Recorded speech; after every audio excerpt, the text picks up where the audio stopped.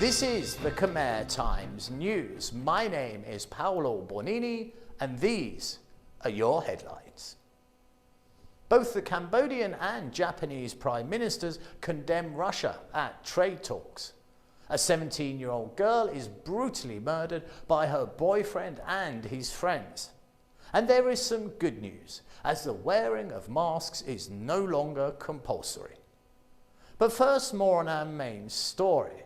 There was yet more condemnation for Russia when the Japanese Prime Minister agreed with the Cambodia and Laos to take direct action against Russia for the invasion of Ukraine. The summit meeting was held in Japan, and the Japanese said that change by force is absolutely unacceptable. Hun Sen added, the death of so many civilian lives must not continue. The Russians themselves are now suffering severe losses. Russia has started its second phase of the war in the east, and in the past week they have made very little ground. Putin's ill-fated, badly planned invasion seems to have stalled yet again, and if they do not gain any traction soon, analysts agree they could well be ground down in the meat grinder of the Ukrainians. But why is it looks like the Russians are going to lose again? Well, there are three primary factors. Firstly, their troops are now horribly demoralized. They never really wanted to go to war, and many are not even properly trained. Secondly, their equipment is of a far inferior quality. They simply cannot defend against the high-tech American and European weapons, leaving already demoralized troops in abject fear. The final and most critical point is the vertical power system. Only those at the top make decisions, leaving the troops totally inflexible. They move like toy soldiers on a chessboard, whereas the Ukrainians' fluid frontline command makes them a more nimble and agile force. They're more like a featherweight boxer. They uppercut, they step, they left jab, they parry. And if muscle on our theoretical boxer can be judged by the number of soldiers, Ukraine has nearly 30 million adults ready to take up arms. The Russians must look over their trenches, worn and bloodied, and what they see is an angry horde ready to grind them into the very earth that they stand on, becoming not heroes, but nothing more than fertilizer for their next harvest. A horrific murder has now been solved, and its scope of depravity is simply unbelievable. Imagine, if you will, a young lady betrayed by her boyfriend, someone she had complete trust in. She had been told to meet him at a local pagoda for a dancing ceremony. But what lay there that still and peaceful night was his friends, all intending to rape her. Police in Ode Minche province have arrested 3 suspects involved in the rape and killing of a 17-year-old girl during the New Year weekend. Samrong City Police said yesterday that one of the suspects was the victim's boyfriend, who was 18 years of age. His friends were the accomplices, one aged 17 and the other just 15. Police managed to solve the case when they found out the boyfriend had sent the victim to the village pagoda on the night she was killed. She went on his motorcycle for a supposed dancing ceremony. They all admitted committing the crime. They said they took turns in raping her before killing her by beating her and then strangling her to death. They confessed that after killing her, they carried her to the river, and there they dumped her body. They then fled. They claimed that they had killed her because they were afraid she would alert her parents. They will be charged with premeditated murder and could face life imprisonment. This is truly a horrific story. A girl had placed her heart and her trust in her boyfriend, only to die with their leering faces twisted by lust, becoming not only her abusers, but also her executioners. Some more very encouraging news from the business sector, as Cambodia and Vietnam work towards a $10 billion bilateral trade agreement for 2022. This is of great importance, as it now not only cements ties between the two nations, but offers huge benefits to both the economy and to the people. Both sides discussed bicycle production for export to the EU, cashew nut and sugar exports to Vietnam, and establishing a framework for strengthening bilateral cooperation between the two countries. Although there are some trade issues between Cambodia and Vietnam, the trade volume between the two countries has increased steadily. In 2021, the Cambodia-Vietnam joint trade volume reached nearly $9 billion. For 2022, the two sides are committed to increasing that to $10 billion. In the first quarter of this year, Cambodia exported $750 million worth of goods to Vietnam alone, a 3.9% increase. But they imported $963 million of goods, a much higher increase of 22.7%. The simple way to think of a country is as a small shop. The aim is to increase your GDP, which is how much money do you have in the till. And how this is achieved is by sales and exports. You want to keep this ahead of products that you are buying in, and of course covering your expenses. And by doing so, you increase the money in the till and become much richer as a nation. Although Cambodia is buying in many products, one must remember the infrastructure is still being built, and these numbers are genuinely encouraging for a nation that is still finding its feet.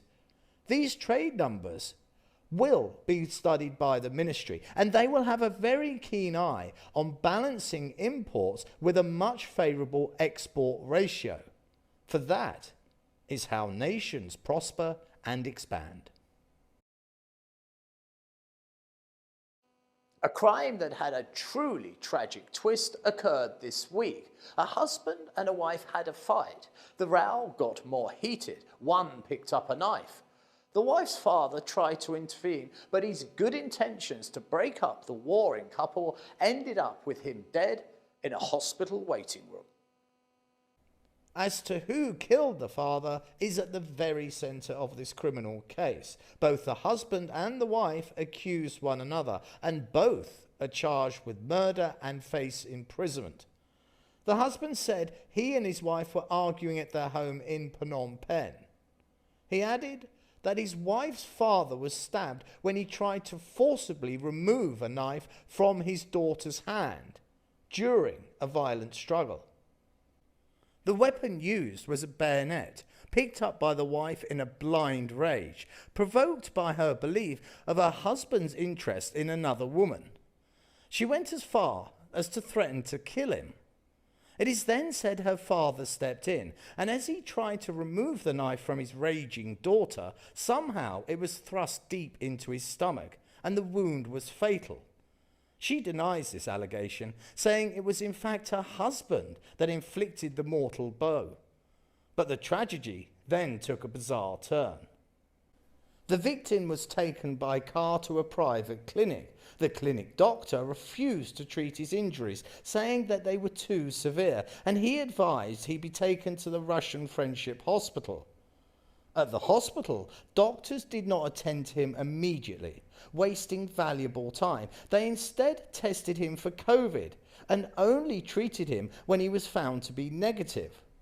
This delay seems absurd, and the results were tragic, as he died in the hospital waiting room due to excessive loss of blood.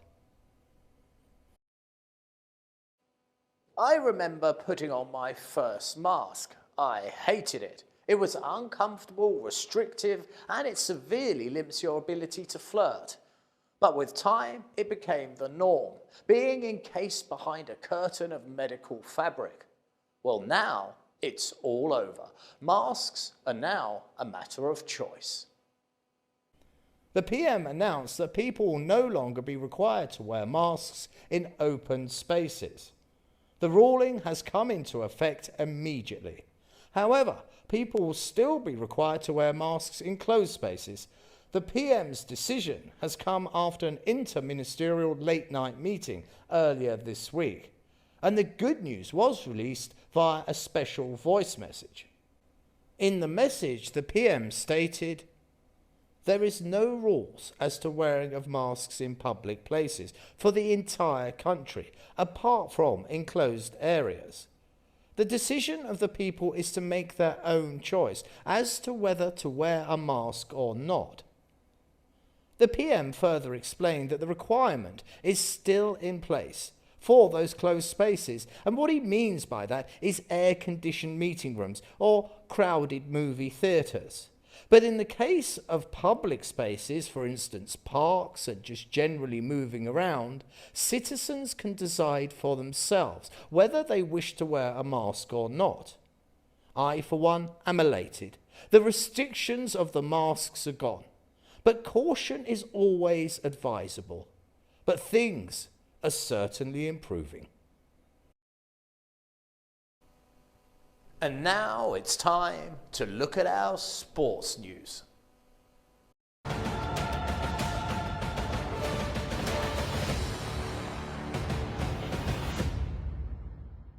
In front of over 94,000 people at Wembley Stadium, Tyson Fury retained his WBC heavyweight title with a 6th round win over Dillian Whyte this week. A right-hand uppercut sent the challenger crashing to the canvas. Whyte made it to his feet before the count of 10, but when asked to walk forward by the referee, he fell onto the ropes and the bout was ended with only 1 second left in the round. Fury suggested retirement remains a possibility. He said, "I promised my lovely wife that after the Wilder 3 fight, that would be it, and I meant it. I'm a man of my word." Fury has never lost a fight. 23 of his 33 fights have been sealed with a knockout. This could well be the end of the career of one of the greatest fighters the squared circle has seen this century. Now let's have a quick look at the Premier League in England. There are certain things I thought I would never say as a newscaster, and one of those is over to our guest weatherman, Vladimir Putin. Another is Burnley have won a game of football. Yes, indeed, our adopted team, Burnley, couldn't have come through at a more crucial time. Look at 17th position. There they sit, just above the bottom 3. They've now snuck ahead of the relegation zone, so we may well have them to support next season. It's time to have a look ahead and see what the weather has in store for us next week. Our forecast tells us just one thing, and that is it's time to invest 2,000 real on one of those exceptionally thin rain mats that look a bit like a body condom. Because look ahead. Saturday, Sunday, Monday, Tuesday, Wednesday, it's the same story. It is rain, it is thunder, and it is lightning. We can expect some severe weather.